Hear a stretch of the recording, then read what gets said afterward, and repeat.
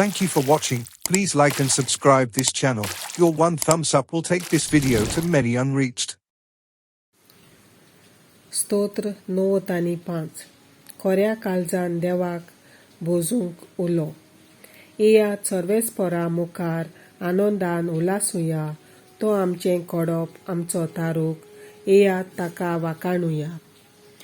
ताचे फुडें या, ताका दिनवासुया. गितां गायोन आनी ताची स्तुती करुया. कित्याक सर्वेस्पर म्हळ्यार व्हरतो देव. सगळ्या देवां परस व्हरतो राजा.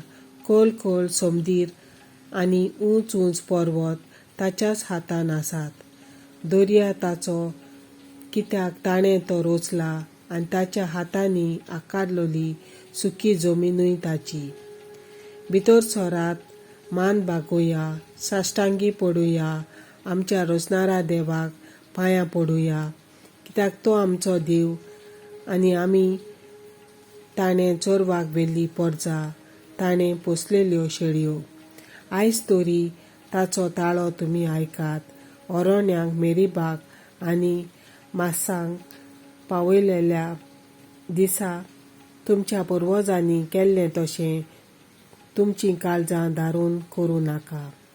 तेन्ना म्हजीं कर्तुत्वां देंखल्यांत आसतना तांणी म्हजी परिक्षा करून घेतली. 40 वर्सां हे परजेचो म्हाका कांटाळो आयलो आनी हांवें म्हणलें, उतीर चंचल हे परजेचें काळीज. म्हज्यो वाटो वळखूंक ती तयार ना.